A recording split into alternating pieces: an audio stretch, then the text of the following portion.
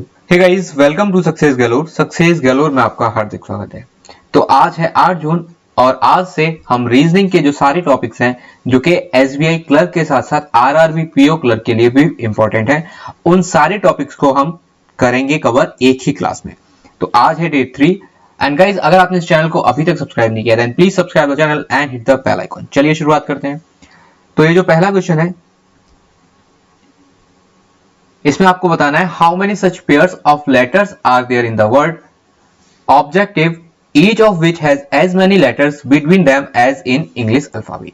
यानी कि जो इंग्लिश अल्फाबेट सीरीज है उसमें जितने लेटर्स में गैप है, यानी कि अगर ए और डी की बात करूं तो उनके बीच क्या आता है, बी और सी आता है। तो उनके बीच में जो गैप है वो 2 लेटर्स का है, तो उतना ही गैप इस वर्ड जो ऑब्जेक्टिव है उसमें ऐसे कितने ऐसे लेटर्स हैं जिनके बीच में उतना ही गैप है जितना कि इंग्लिश अल्फाबेट सीरीज में होता है।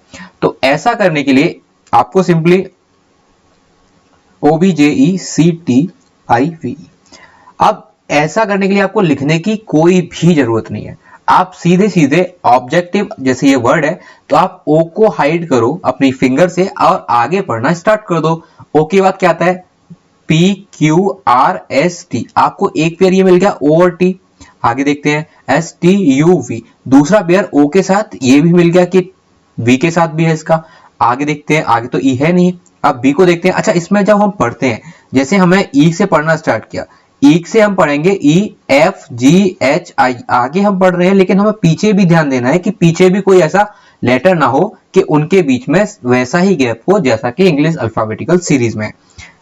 चलिए अब हमने ये देख लिया, बी को देखते हैं CDEFGHI, कोई नहीं है, पीछे भी नहीं है। J KLMNOP, JKLEFGHE, मैं इसकी इंक चेंज कर देता हूं हाइलाइटर की। अब देखिए EFGH, पीछे कोई भी नहीं है। आगे देखते हैं EFGHIJ, कोई नहीं है। चलिए सी को देखते हैं CDEFG, कोई नहीं है पीछे। CDEF, आगे भी नहीं है। टी को देखते हैं TUV, एक पेयर ये भी मिल गया कि टी के बाद जो V है वो यहां पर भी तो आ रहा है, यानी कि अभी तक हमारे पास 3 पेयर और हैं, 3 पेयर हो चुके हैं। अब आगे देखते हैं, अगर एक पेयर और मिल जाता है तो हमें उसके बाद देखने की जरूरत नहीं पड़ेगी क्योंकि यहाँ पे ऑप्शन क्या है, मोर देन 3। तो हम सिंपली इसे मार्क कर सकते हैं अगर एक पेयर मिल जाता है तो। TUV, पीछे देखते हैं अब TUVWXY, पीछे कोई नहीं है। I को देखते हैं JKLMNO, अब देखिए I से जब हमने पीछे देखा JKLMNO, तो एक पेयर हमें ये भी मिल गया, यानी कि हमारे पास 4 पेयर मिल चुके हैं। तो हमें उसके आगे देखने की जरूरत नहीं है, मोर देन 3 आप मार्क करो और आप आगे बढ़ो। अच्छा, अब जो इंग्लिश अल्फाबेटिकल सीरीज में जो हम आगे पढ़ते हैं वो हम पीछे केवल तब देखते हैं जब या तो क्वेश्चन में मेंशन किया हो या क्वेश्चन में कुछ भी मेंशन नहीं किया गया हो। अगर क्वेश्चन में सीधे मेंशन किया जाता है कि ओनली इन बैकवर्ड डायरेक्शन और ओनली इन फॉरवर्ड डायरेक्शन, तो जैसा क्वेश्चन बोला है आप सिर्फ उसे देखोगे। तो आप अगर केवल बैकवर्ड डायरेक्शन में क्वेश्चन में बोला है तो इसमें केवल एक ऐसा पेयर होगा क्योंकि I और O केवल बैकवर्ड डायरेक्शन में है। अगर केवल फॉरवर्ड डायरेक्शन में बोलता तो केवल 3 ऐसे पेयर होते इन दिस लेटर। तो जो भी आपको दिया हुआ है क्वेश्चन को आप अच्छे से रीड करो, उसके बाद आप आंसर तो चलिए आंसर चेक कर लेते हैं, मोर देन 3। अब ये जो क्वेश्चन है ये 1 नंबर का आता है। देखिए, if 1 is subtracted from each odd digit and 2 is added to each even digit in the number then how many digits will appear twice in the number thus formed। ये जो number है 9436527, इसमें क्या करना है आपको, इसकी जो ऑड डिजिट है यानी कि जैसे ये 9 3 5 एंड 7 है, इसमें से आपको -1 करना है। और ये जो इवन डिजिट्स हैं 4 6 एंड 2, इसमें आपको क्या करना है, +2 करना है। तो आप सिंपली आप इसको लिख के करने की कोई जरूरत वैसे तो नहीं है। देखिए, आप अगर ऑड है उसमें -1 करना है, यानी कि 9 में से -1 करोगे तो 8 आ जाएगा, 3 में से -1 करोगे 2 4 एंड 6। अगर इसमें +2 करोगे तो आप ये देखिए इवन में आप सीधे +2 कर लो तो आपको अपने आप समझ में आ जाएगा। देखिए यहाँ क्या आ जाएगा 6 आ जाएगा, यहाँ 8 आ जाएगा और यहाँ क्या आ जाएगा 4 आ जाएगा। तो 8, 6 एंड 4 ऐसे नंबर यहाँ पर आ रहे हैं जो कि दो बार अपीयर हो रहे हैं, यानी कि वो ट्वाइस अपीयर हो रहे हैं। तो आपका आंसर क्या हो जाएगा, option number C will be your answer. Hardly 10 to 20 second का क्वेश्चन है ये आपका आंसर है। चलिए अब अल्फा न्यूमेरिक सिंबल सीरीज पर आ जाते हैं। तो क्वेश्चन क्या बोल रहा है, how many symbols are there in the above arrangement, each of which is immediately followed by a number and also immediately preceded by a letter। तो ऐसे कितने सिंबल्स हैं, यानी कि ऐसे कितने प्रतीक हैं इस ऊपर दी हुई अरेंजमेंट में जिसके जस्ट बाद क्या आता है, नंबर आता है और उससे जस्ट पहले क्या आता है, लेटर। यानी कि वॉवल और कॉन्सोनेंट दोनों आते हैं, दोनों में से कोई भी आ सकता है। अब नंबर क्या है, यानी कि संख्या। ऐसे कितने प्रतीक हैं जिनके जस्ट बाद संख्या है और उनसे जस्ट पहले क्या है, अक्षर आता है। तो आप इस तरीके के जो क्वेश्चन होते हैं आप उसमें से किसी भी एक चीज को आप देखिए, जैसे आप या तो सिंबल से स्टार्ट कीजिए, सिंबल के बाद नंबर और नंबर से पहले क्या, सिंबल से पहले क्या होना चाहिए, लेटर होना चाहिए। या फिर आप किसी भी एक एंड से स्टार्ट कर दो, या तो आप लेटर से स्टार्ट करो, लेटर सिंबल एंड नंबर। तो ये तो बहुत लेंथी हो जाएगा कि यहाँ पे लेटर तो बहुत सारे हैं। तो आप नंबर से स्टार्ट करो, नंबर से पहले सिंबल, सिंबल से पहले क्या होगा, लेटर।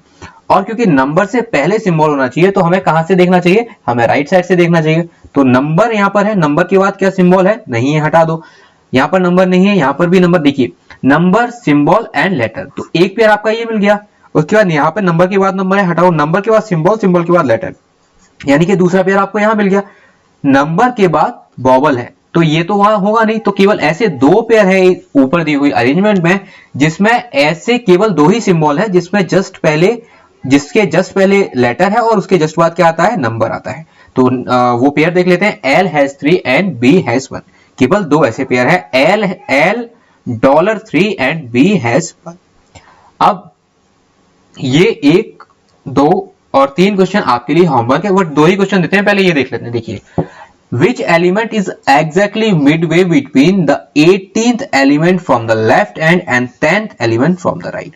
अब देखिए इसमें आपको करना क्या होता है, आप दोनों फिंगर को लेफ्ट और राइट साइड पे रखो और दोनों तरफ से आप काउंट करना स्टार्ट कर दो। आपको राइट साइड से कौन सा एलिमेंट निकालना है, 10th, और लेफ्ट साइड से कौन सा निकालना है, 8th।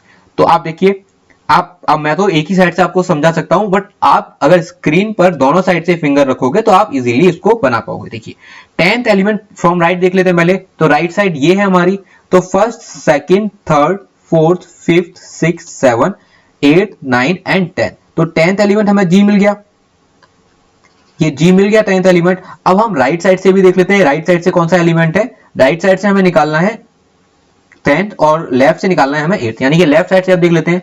तो लेफ्ट साइड से फर्स्ट एलिमेंट ये है, second, third, fourth, fifth, sixth, 7 and 8।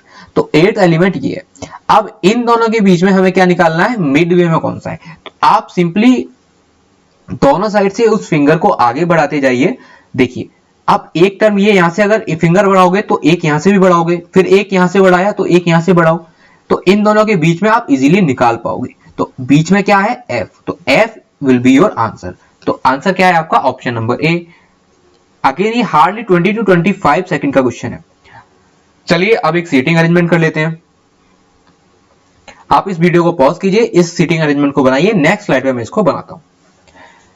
There are a certain number of persons sitting around the circular table facing the center।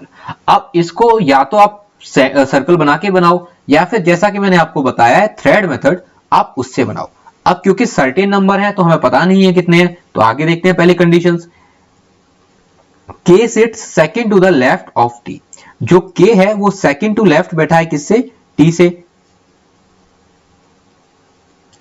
3 persons are sitting between K and L। K और L के बीच में कितने लोग बैठे हुए हैं, 3 लोग बैठे हुए हैं। राइट में बैठे हैं या लेफ्ट में बैठे हैं हमें नहीं पता। Only 1 person sits between L and F। L और F के बीच में सिर्फ एक पर्सन बैठा है। J sits 4 to the left of F। जो J है वो 4th टू लेफ्ट बैठा है किससे, F से। Only 2 person sits between J and U। J और U के बीच में केवल 2 लोग बैठे हुए हैं। U who is an immediate neighbor of T but not K। यानी कि जो U है वो यहां पर नहीं आ सकता लेकिन टी के राइट में यू आएगा, क्योंकि यू जो है वो के का इमीडिएट नेबर नहीं होना चाहिए, लेकिन टी का तो यू होना चाहिए, यानी कि यू के राइट में ही टी आएगा। तो हम इसे यहां लिख सकते हैं कि u यहां पर आएगा। अच्छा, अगर u यहां पर आएगा तो u से लेफ्ट साइड में तो j जाएगा नहीं, यानी कि u से राइट साइड में ही j जाएगा।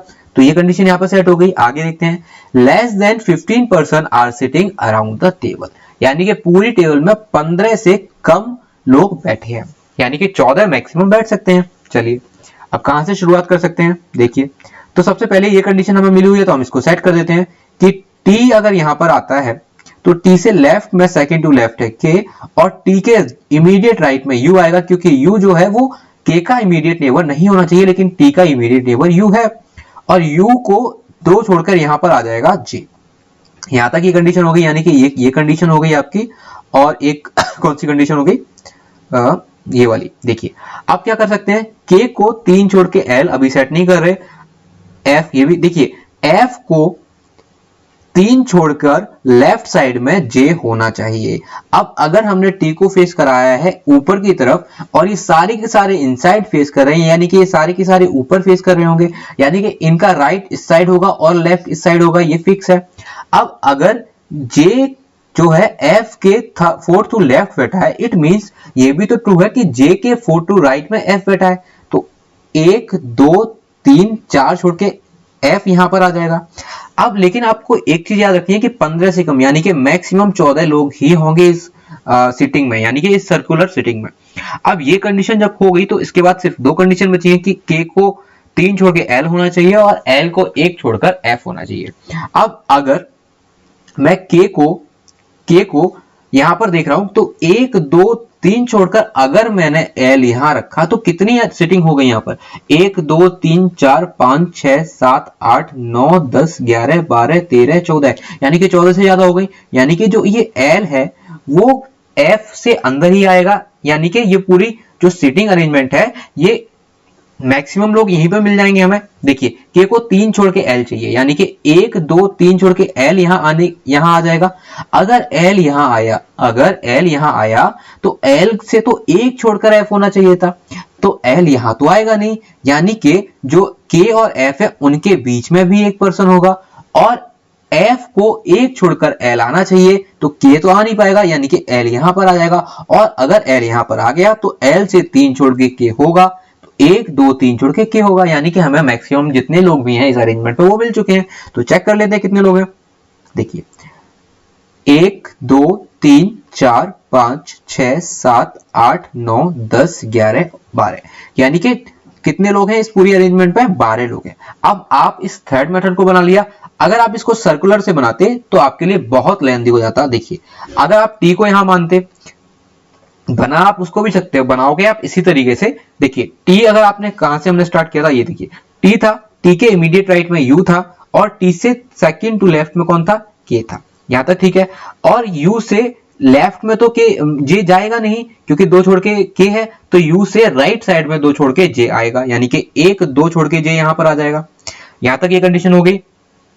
एक ये वाली कंडीशन हो चुकी है, और कौन सी कंडीशन हो चुकी है, JU ये हो चुकी है। देखिए अब क्या है कि जो J है वो F से 4th टू लेफ्ट बैठा है, और सारे के सारे लोग एक ही डायरेक्शन में फेस कर रहे हैं, तो ये तो राइट हो जाएगा कि J से 4 टू राइट में F होगा। और अगर J इनसाइड फेस कर रहा है तो राइट साइड तो यहीं पर आएगी ना, तो 1 2 3 4 छोड़कर यहां पर कौन आ जाएगा, यहां पर F आ जाएगा। अब F जब यहां पर आ गया तो केवल एक ये कंडीशन बची है और एक ये कंडीशन बची है, तो k 1 2 3 छोड़कर l होना चाहिए और l को 1 छोड़कर f होना चाहिए। अब ये देखिए 1 2 3 4 5 6 7 8 9 10 11, यानी कि 11 लोग तो आ चुके हैं, यानी कि जो k को 3 छोड़ के l है वो f के राइट साइड में तो होगा नहीं, f के लेफ्ट साइड में ही l होगा, और l और f में सिर्फ एक पर्सन का गैप है, यानी कि f को 1 छोड़ के l यहां पर आ जाएगा। अगर l यहां आया तो 1 2 का गैप है केवल k और l के बीच में, लेकिन गैप कितना होना चाहिए अकॉर्डिंग टू क्वेश्चन, 3 का, तो एक पर्सन आपका यहां आ जाएगा। तो टोटल कितने हो गए, 12 हो गए। अब देखते हैं क्वेश्चन क्या है, how many persons are sitting around the table. इस टेबल में कितने लोग बैठे हुए हैं, तो इसका आंसर मैं आपको बता चुका हूं, कितने लोग हैं, 12 लोग हैं इस सर्कुलर सिटिंग में। If D sits exactly between T and K, T और के एग्जैक्टली मिड में यानी कि यहां बैठा हुआ है, then what is the position of D with respect to you.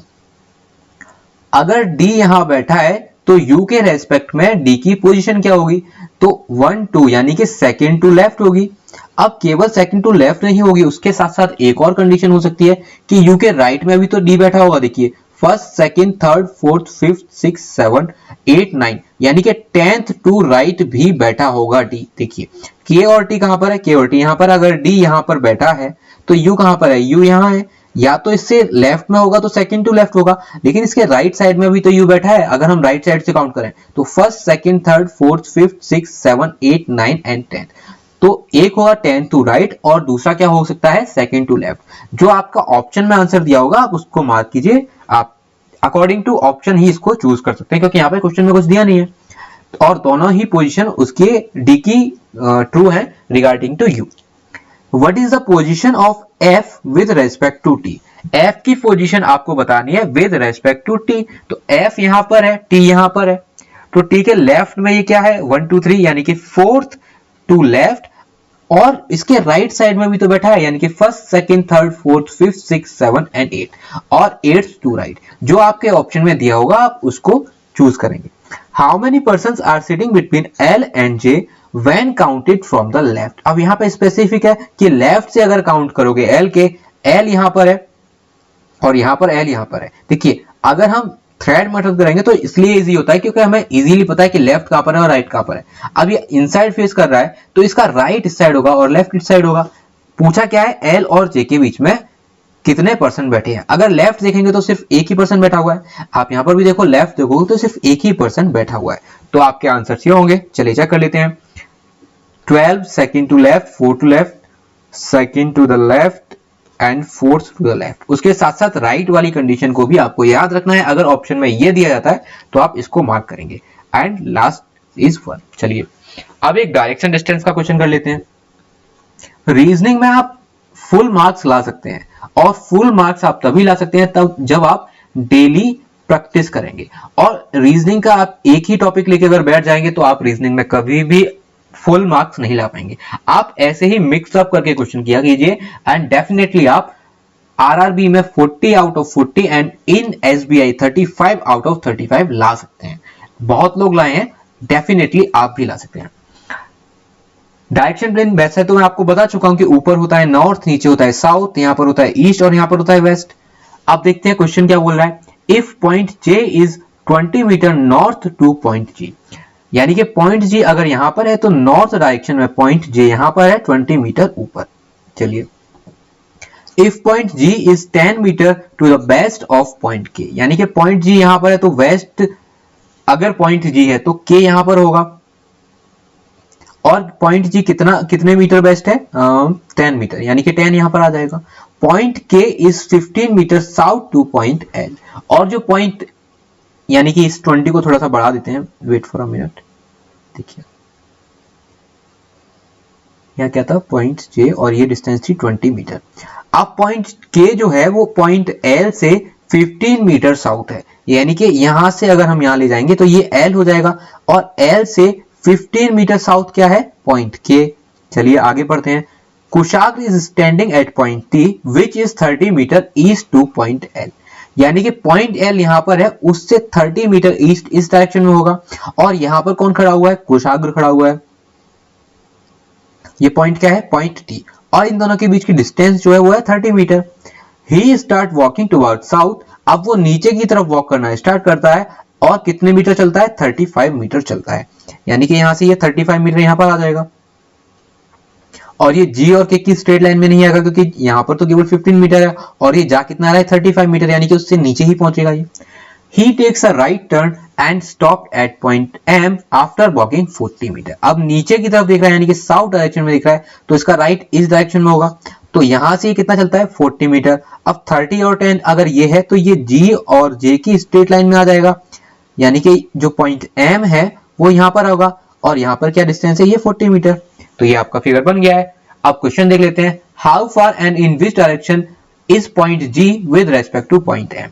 Point G अगर यहां पर है और पॉइंट M यहां पर है तो पॉइंट एम से पॉइंट जी कहां पर है, ऊपर की डायरेक्शन में, यानी कि नॉर्थ डायरेक्शन। आपका एक तो आंसर ही हो गया। अब आपको डिस्टेंस निकालनी है कि कितनी दूरी है।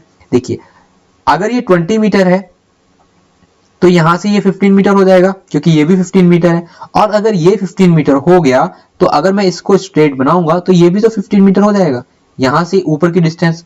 तो अगर 35 मीटर टोटल डिस्टेंस है और ये डिस्टेंस 15 मीटर है, तो नीचे की डिस्टेंस कितनी हो जाएगी, 20 मीटर। तो पॉइंट जी और एम के बीच की डिस्टेंस कितनी हो जाएगी, 20 मीटर। तो आपका आंसर क्या हो जाएगा, नॉर्थ में है, 20 metre to the north, point G with respect to point M. अब आगे देखते हैं, if Kushagra walk 10 metre toward north from his final position, यानी कि पॉइंट एम से कुशाग्र 10 मीटर नॉर्थ डायरेक्शन में जाते हैं टू रीच पॉइंट डी, यानी कि यहां पर जो पहुंचे हैं इनकी फाइनल पोजीशन से 10 मीटर नॉर्थ में, तो पॉइंट डी पर पहुंचे ये। How much distance will he have to cover in order to reach point J. अब पॉइंट जे तक अगर उन्हें पहुंचना है, पॉइंट जे तक अगर उन्हें पहुंचना है, और यहां से जो पॉइंट जी है, पॉइंट जी से पॉइंट एम तक के बीच की दूरी कितनी है, 20 मीटर। उसमें से ये 10 मीटर तो कवर कर चुके हैं, उसमें से ये 10 मीटर तो कवर कर चुके हैं। तो पॉइंट जी से डी के बीच की दूरी कितनी होगी, केवल 10 मीटर।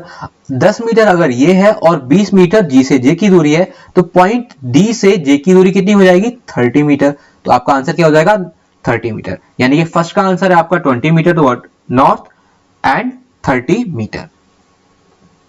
ये देखिए आपके आंसर्स। चलिए अब इनइक्वालिटी पे आ जाते हैं। अगर आपकी इनइक्वालिटी इस तरीके के आते हैं जो कि प्रीलिम्स में ही आते हैं, तो ये 5 मार्क्स आप विद इन अ मिनट आप बना सकते हो, वो भी एक्यूरेसी के साथ। अब देखिए जी को बाई के घर जाना है, और क्योंकि नीचे सैनिटाइजर नहीं दिया हुआ, यानी कि कम से कम एक दरवाजा ऐसा होना चाहिए जहां पर सैनिटाइजर हो या ना हो, मैटर नहीं करता, लेकिन सैनिटाइजर नहीं होना कंपलसरी है। कि अगर ये दिया हुआ है या ये दिया हुआ है, यानी कि पूरी जर्नी में आप पूरे हर दरवाजे पर सैनिटाइजर लेकर जाओ, मैटर नहीं करता, लेकिन एक दरवाजा ऐसा होना चाहिए जहां पर सैनिटाइजर ना हो। चलिए देख लेते हैं, सी को बाई के घर जाना है, सी कहां पर है, इस इक्वेशन में सी है, ये है ही नहीं, तो ये कैसे दिया हुआ है। वेट मैं आंसर देख लूं एक बार। बोथ कंक्लूजन फॉलो, यानी कि यहाँ पे कुछ printing mistake I think. Y के घर कौन कौन जा सकता है, वाई के घर ओ जा सकता है, एफ जा सकता है, ओ और एफ जा सकता है, और ओ से आर भी जा सकता है, और जी भी जा सकता है। यहाँ पर टाइपिंग मिस्टेक है, यहाँ पर आपको बहुत सारे टर्म्स आ सकते हैं, या फिर जी आर ओ कुछ भी आ सकता है, एफ भी आ सकता है। तो यहाँ पर टाइपिंग मिस्टेक है, इसको छोड़, इस क्वेश्चन को ही छोड़ देते हैं, आगे देखते हैं। W को S के घर जाना है, W क्या S के घर जा पाएगा, W I के घर जा सकता है, I P के घर जा सकता है, P E के घर जा सकता है, और E S के घर जा सकता है, यानी कि W S के घर जा सकता है। और क्योंकि यहाँ पर सैनिटाइजर नहीं दिया हुआ था, यानी कि एक दरवाजा ऐसा होना चाहिए जहां पर सैनिटाइजर ना हो, और यहाँ पर एक दरवाजा है जहां पर सैनिटाइजर नहीं है, यानी कि ये कंक्लूजन फॉलो कर गया। अब W को S के घर जाना है, W क्या S के घर जा पाएगा, वो भी इक्वल साइन लेके तो नहीं जा पाएगा, यानी कि ये कंक्लूजन आपका गलत हो गया। अब यहाँ पर ईदर और क्यों नहीं लगेगा, देखिए दोनों जो लेटर है वो सेम होने चाहिए, बिल्कुल सेम है दोनों लेटर, दोनों कंक्लूजन के, और दोनों लेटर की पोजीशन भी एक ही होनी चाहिए। अच्छा अगर हमने पोजीशन सेम की तो ये जो सिंबल है ये बदल जाएगा, यानी कि ये ऐसे बन जाएगा, और इक्वल्स टू आपका ऐसे ही आ जाएगा। अब ये तो हमने देख लिया, लेकिन क्या दोनों कंक्लूजन गलत हैं, तो दोनों कंक्लूजन गलत नहीं है, तो ये ईदर और का केस नहीं होगा। यहाँ पे क्या आंसर हो जाएगा आपका, only conclusion one will follow. चलिए थर्ड को देखते हैं। पी को आर के घर जाना है, पी आर के घर जा पाएगा, पी आर के घर चला तो गया, लेकिन हर दरवाजे पर सैनिटाइजर था, तो ये कंक्लूजन गलत हो गया। P is equal to R, definitely ये पॉसिबल नहीं है। अब ये दोनों ही कंक्लूजन गलत है, और दोनों जो लेटर है क्या वो सेम पोजीशन पे है, नहीं है, तो पहले उसको सेम पोजीशन पे कर लेते हैं, यानी कि P को अगर हम चेंज करेंगे तो R यहाँ पर आ जाएगा, और P इक्वल्स टू R यहाँ पर आ गया। अब क्या इनके कंक्लूजन गलत है, डेफिनेटली इनके कंक्लूजन गलत है। क्या दोनों सिंबल अलग हैं, बिल्कुल अलग है। दोनों लेटर सेम प्लेस पर है, सेम प्लेस पर है, यानी कि ये कंडीशन हो जाएगी आपकी ईदर और की, या तो फर्स्ट कंक्लूजन फॉलो करेगा या कंक्लूजन सेकंड फॉलो करेगा। चलिए अब ये दो क्वेश्चन आपके लिए होमवर्क है, इन दोनों के आंसर देख लेते हैं, और इस क्वेश्चन को मैं चेक करके आपको कल बताऊं। अच्छा ये सेकंड कंक्लूजन तो हम देख सकते हैं ना, एफ को एस के घर जाना है, क्या एफ एस के घर जा पाएगा, वो भी सैनिटाइजर लेके एफ ओ के घर गया और ओ एस के घर गया, और हर दरवाजे पर सैनिटाइजर होना चाहिए, और यहाँ पर हर दरवाजे पर सैनिटाइजर है, तो ये वाला कंक्लूजन आपका फॉलो कर जाएगा। इसमें टाइपिंग मिस्टेक है, सी की जगह काफी कुछ आ सकता है, जी भी आ सकता है, आर भी आ सकता है, और ओ भी आ सकता है। और एफ भी आ सकता है, क्योंकि वाई के घर ये सारे लोग जा सकते हैं, केवल कौन नहीं जा सकता वाई के घर, केवल एस नहीं जा सकता। तो सेकंड एंड थर्ड का हम आंसर देख लेते हैं, only first and either all. तो ओनली फर्स्ट ईदर ऑल, ये दोनों आपके लिए होमवर्क है। अब चलिए इसको देख लेते हैं। Each of 5 friends A, B, C, D, E scored different mark in an examination. B scored more than both C and D. यानी कि जो B है उसने दोनों के दोनों C और D से ज्यादा मार्क ऑब्टेन किए हैं। अब यहाँ पर हम सिंबल नहीं लगा सकते कि C ने D से ज्यादा मार्क्स ऑब्टेन किए हैं या D ने C से ज्यादा मार्क ऑब्टेन किए हैं, क्योंकि ऐसा अभी तक मेंशन नहीं किया गया है। आगे देखते हैं। A secured more marks than B but less than E. अब A ने B से ज्यादा मार्क ऑब्टेन किए लेकिन E से कम किए हैं, यानी कि यहाँ जो हमारी हाईएस्ट मार्क हैं वो किसके हो जाएंगे, वो तो E के हो जाएंगे, ये तो कंफर्म हो गया। द वन हु स्कोर्ड, अच्छा यहाँ पर एक और है, C did not score minimum. अगर C ने मिनिमम मार्क ऑब्टेन नहीं किए, इट मींस D ने मिनिमम मार्क ऑब्टेन किए होंगे। यहाँ तक ये तो समझ में आ गया कि कंडीशन कुछ इस तरीके से बनी है कि E, A, B, C और D ने किए हैं मिनिमम और E ने किए हैं मैक्सिमम मार्क। आगे देखते हैं। The one who scored second highest mark obtained 91 marks, यानी कि जो सेकंड हाईएस्ट है उसने कितने ऑब्टेन किए हैं, 91 मार्क्स, और जो लोएस्ट है उसने कितने किए हैं, 73 मार्क, यानी कि C ने कितने किए हैं, सॉरी D ने कितने किए हैं, 73। क्वेश्चन क्या बोल रहा है, if C scored 50 marks less than A's mark, यानी कि A के मार्क्स से अगर हम 15 कम मार्क C ने ऑब्टेन किए हैं, यानी कि कितने हो जाएंगे, 76 मार्क्स आपके यहाँ पर आ गए। अगर आपने 91 में से 15 को डिडक्ट किया, पूछा क्या है आपसे, then which of the following can be B score, B का स्कोर क्या होगा, तो 91 से कम होगा और 76 से ज्यादा होगा बी का स्कोर। तो 76 तो हो नहीं सकता, 83 हो सकता है, 94 नहीं हो सकता, 91 भी नहीं हो सकता और 74 भी नहीं हो सकता। तो आपका आंसर क्या हो गया, option number B will be your answer, कि पॉसिबल स्कोर क्या होगा, 83 हो सकता है बी का पॉसिबल स्कोर। तो ये आपका आंसर है। अब ये ऑर्डर रैंकिंग का क्वेश्चन है, आप इसको, मैंने ये आपके लिए होमवर्क के लिए दिया, आप इसको जरूर होमवर्क में बनाइए।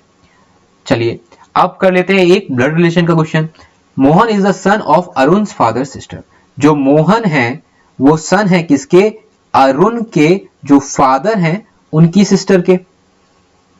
मोहन सन है। आगे देखते हैं। Prakash is the son of Reva. जो प्रकाश है वो सन है किसके, रेवा के। Who is the mother of Vikas. जो कि मदर है किसकी, विकास की, यानी कि प्रकाश इज द सन, अच्छा Prakash is the son of Reva, who is the mother of Vikas, ठीक है, यानी कि ये विकास की भी मां है। And grandmother of Arun, और ये ग्रैंड मदर है किसकी, अरुण की।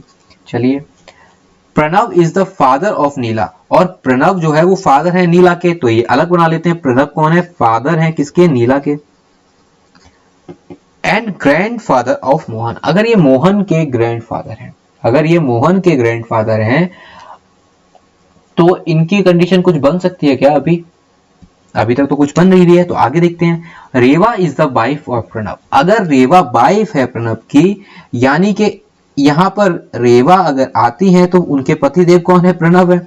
और अगर प्रणव यहां पर आ गए तो इनके बेटे कौन है, इनका बेटा यहां पर तो एक दिया हुआ है, लेकिन क्योंकि यहां पर एक और बेटा भी हो सकता है ना, और अरुण के बारे में अभी इसमें कुछ क्लैरिफिकेशन नहीं है कि अरुण किसके बेटे हैं। तो यहां पर 3 चीजें हो सकती हैं, एक बेटी, एक बेटा ये है, और एक कुछ भी हो सकता है, या तो बेटा या बेटी हो सकता है। तो जो ये नीला, प्रकाश और जो विकास है वो यहां पर आएंगे, कि या तो यहां पर नीला आ सकती है, या प्रकाश आ सकता है, और या कौन आ सकता है, विकास आ सकता है। यानी कि इन तीनों का अभी हमें पता नहीं है, लेकिन हमें प्रकाश का जेंडर पता है कि प्रकाश कौन है, मेल है। पूछा क्या, ये देखते हैं। How is Mohan related to Reva, Mohan की रिलेशन हमें बतानी है रेवा के साथ।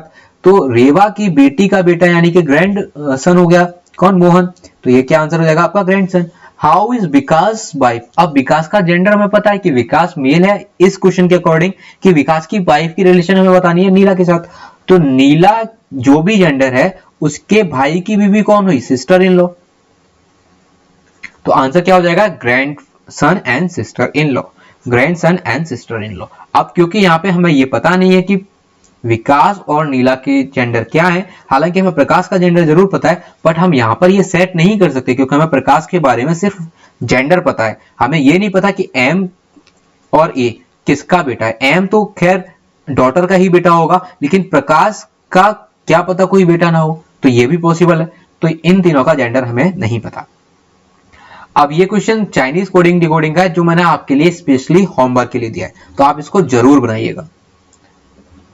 अब सिलॉक्स के क्वेश्चन कर लेते हैं, देखते हैं। ऑल पैकेट्स आर एनवलप, जितने भी पैकेट है वो सारे के सारे क्या है, वो सारे के सारे एनवलप हैं। No envelope is a gift, और कोई भी एनवलप जो है वो गिफ्ट नहीं है। सम गिफ्ट आर बॉक्सेस, और जो कुछ गिफ्ट है वो क्या है, बॉक्सेस हैं।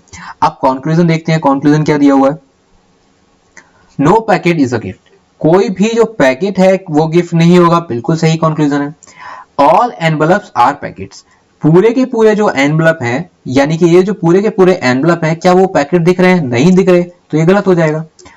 All packets being boxes is a possibility, बिल्कुल सही बात है। ये जो पूरे के पूरे पैकेट हैं, ये हो सकता है कि ये पूरे के पूरे जो एनवलप है वो भी इसी के बराबर हो, तो all packets being boxes is a possibility, हाँ ये पॉसिबिलिटी ट्रू हो जाएगी। अब थर्ड को देखते हैं। All boxes can never be envelope, all boxes can never be envelope, क्या ऐसा पॉसिबल है कि सारे के सारे जो बॉक्स हैं वो कभी भी एनवलप नहीं हो सकते। बिल्कुल सही बात है। जो एनवलप का ये वाला, जो बॉक्सेस का ये वाला पार्ट है, ये कभी भी एनवलप नहीं हो सकता, क्योंकि पूरा का पूरा जो एनवलप है वो क्या नहीं हो सकता, वो गिफ्ट नहीं हो सकता। और गिफ्ट और बॉक्सेस का ये वाला पार्ट तो कॉमन है, तो बॉक्सेस का ये वाला पार्ट जो है, मैं आपको दिखा देता हूं, ये देखिए, बॉक्सेस का जो ये वाला पार्ट है ये पूरा एनवलप हो सकता है, लेकिन बॉक्सेस का ये वाला पार्ट कभी भी एनवलप नहीं हो सकता। तो ये वाली कंडीशन सही हो जाएगी कि सारे के सारे जो बॉक्सेस है वो एनवलप नहीं हो सकते। तो इस पे आंसर क्या होगा, आपका first, third and fourth conclusion आपके फॉलो कर रहे हैं। इसको देखते हैं। ऑल डायरीज आर नोबल, या फिर आप गाइस इस क्वेश्चन को घर पर बनाइए, होमवर्क में बनाइए। नेक्स्ट स्लाइड, नेक्स्ट वीडियो में मैं आपको इसको डेफिनेटली समझाऊंगा। पहले का आंसर देख लेते हैं, फर्स्ट, थर्ड एंड फोर्थ। चलिए, अब ये पजल है तो पजल बनाते हैं। C, D, E, F, W, X, Y and J have to attend a wedding in January, April, September and December। यानी कि ये 4 महीने में ये 4 और 4 8 लोग हैं जो कि शादी अरेंज कर रहे हैं, यानी कि वेडिंग को अरेंज कर रहे हैं, अरेंज नहीं कर रहे, अटेंड कर रहे हैं। इन ईच मंथ वेडिंग जो है या तो 11 तारीख को है या 24 तारीख को है। अब 11, 24 हमें दिया हुआ है और 4 महीने दिए हुए हैं, तो सबसे पहले हम इसको बना लेते हैं। 11, 24, 11, 24, 11, 24, 11, 24। अब ये हो गई, तो इसके मंथ्स भी हम लिख लेते हैं यहां पर।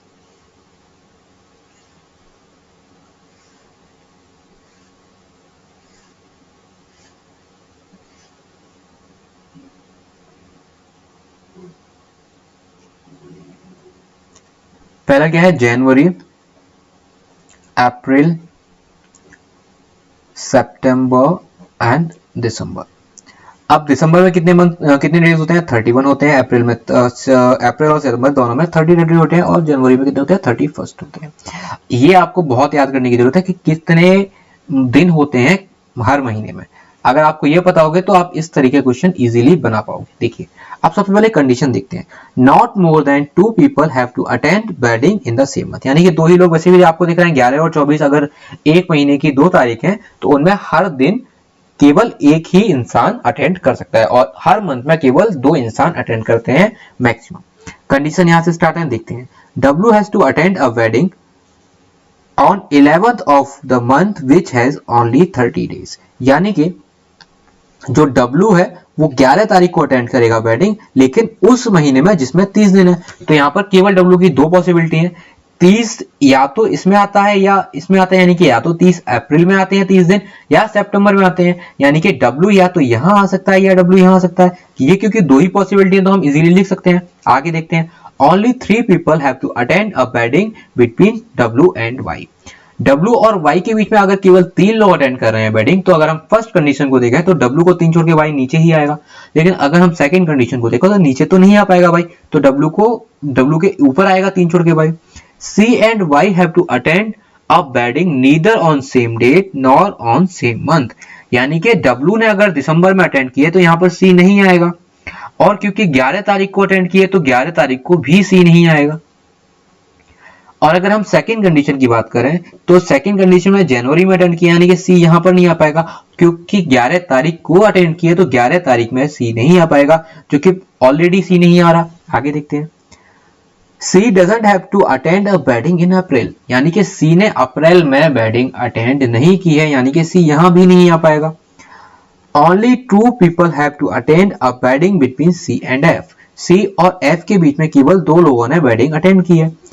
X and F have to attend a wedding on same date, यानी कि जो X और F हैं इन दोनों ने जो मैरिज अटेंड की है वो कब की है, सेम डेट पर अटेंड की है। D has to attend a wedding on one of the days before X, यानी कि जो D है उसने X से पहले किसी दिन मैरिज अटेंड की है। Only one person has to attend a wedding between D and E, यानी कि D और E के बीच में सिर्फ एक पर्सन ने वेडिंग अटेंड की है। Less than 4 people have to attend wedding between E and Z, E और Z के बीच में less than 4 यानी कि कम से कम 3, at max 3, यानी कि मैक्सिमम 3 और मिनिमम 1 हो सकता है, यानी कि 0 भी हो सकता है, ऐसा कुछ नहीं है, क्योंकि लेस देन 4 आना चाहिए। अब देखते हैं कहां से शुरुआत कर सकते हैं।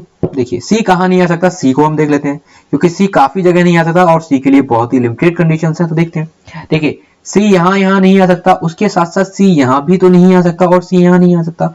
तो C के लिए केवल 2 कंडीशन है, C या तो यहां आ सकता है और C यहां आ सकता है। मैं सेकंड कंडीशन की बात कर रहा हूं पहले। और C को 2 छोड़ के F होना चाहिए, तो C यहां भी तो नहीं आ पाएगा, क्योंकि C को 2 छोड़ के W है, तो C के लिए सिर्फ एक ही जगह बची है, तो C हम वहां सेट कर देते हैं।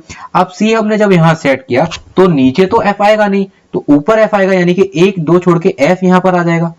अब क्योंकि X और F ने सेम डेट पर मैरिज अटेंड की है, तो 11 तारीख को ही X ने भी मैरिज अटेंड की होगी। और अगर हम 11 को देखें तो Y, W और F इन तीनों ने मैरिज अटेंड किया 11 तारीख को, यानी कि X के लिए सिर्फ एक ही जगह बची है, तो वहां पर हम X सेट कर देते हैं, यानी कि X यहां पर आ जाएगा। जो D है उसको X से ऊपर आना है, और D और E के बीच में एक पर्सन होना चाहिए, और E और Z के बीच में कम से कम मतलब मैक्सिमम 3 पर्सन होनी चाहिए। अब देखिए D को अगर मैंने यहां रखा, मैं रख के दिखा देता हूं चेंज करके आपको। देखिए अगर D को मैंने यहां रखा तो X से ऊपर तो है, और D और E के बीच में सिर्फ एक पर्सन आना चाहिए, यानी कि E यहां पर आएगा। लेकिन क्योंकि E यहां पर आ गया तो एक पोजीशन बची है केवल Z के लिए, यानी कि Z यहां पर आ जाएगा। और अगर Z यहां पर आ गया तो E और Z के बीच में तो 3 से ज्यादा लोग हैं, जो कि पॉसिबल नहीं है। तो D कहां आएगा, D ऊपर आएगा, E नीचे आएगा, यानी कि D यहां आएगा और E यहां आएगा। अगर ऐसा आया तो क्या ये कंडीशन सेट हो जाएगी? D और E के बीच में एक पर्सन है, बिल्कुल सही बात है।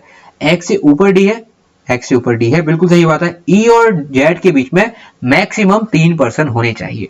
E और Z के बीच में 3 पर्सन है, यानी कि ये सारी कंडीशन सही हो गई, यानी कि सेकंड कंडीशन आपकी फॉलो कर गई।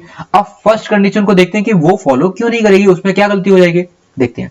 तो C कहां नहीं आ सकता?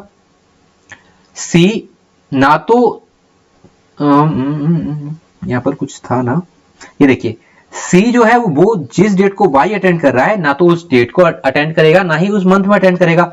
अगर Y ने दिसंबर में अटेंड किया है तो C ने दिसंबर में अटेंड नहीं करना, और C 11 तारीख को भी अटेंड नहीं कर सकता। तो C के लिए कौन कौन सी, और C अप्रैल में भी तो अटेंड नहीं करेगा, यानी कि C यहां पर भी नहीं आएगा। तो C के लिए सिर्फ एक कंडीशन ये बची है कि C यहां पर आएगा, या फिर C कहां आएगा, C 24 जनवरी को अटेंड कर पाएगा। तो देखते हैं C कहां आ सकता है। अब C को अगर मैंने यहां रखा तो 1 2 छोड़ के F नीचे तो आ नहीं सकता, और ऊपर 2 छोड़ के W है, तो C यहां तो आ नहीं सकता। तो C के लिए सिर्फ एक ये कंडीशन बची है, और 2 छोड़ के F के लिए ये कंडीशन बची है, तो ये वाली कंडीशन हो गई। अच्छा, X और F को सेम डेट पर अटेंड करनी है वेडिंग, तो F ने अगर 11 तारीख को अटेंड किया तो X कहां आ जाएगा? X के लिए सिर्फ एक ही जगह बची है, क्योंकि 11 तारीख के लिए एक ही जगह बची है, तो X आ जाएगा ऊपर। अब यहीं पर आपकी कंडीशन सारी गलत हो जाएंगी। X से ऊपर D होना चाहिए, और X अगर टॉप पर आ गया है तो D को डेफिनेटली नीचे आना होगा, यानी कि ये कंडीशन आपकी गलत हो जाएगी। तो चलिए आंसर चेक कर लेते हैं। YDF EWC XZ। चलिए, so guys this is the end of this video. I hope आपको ये वीडियो अच्छी लगी होगी, इन्फॉर्मेटिव लगी होगी। अगर गाइस आपको ये वीडियो अच्छी लगी है, इन्फॉर्मेटिव लगी है, then please like the video and share the video. And guys अगर आपने इस चैनल को अभी तक सब्सक्राइब नहीं किया then please subscribe the channel and hit the bell icon and join this Telegram channel. आपको इस टेलीग्राम चैनल पर मेरे हर लेक्चर की पीडीएफ मिल जाएगी। चलिए मिलते हैं अपनी अगली वीडियो में, तब तक के लिए take care, bye bye, God bless you all.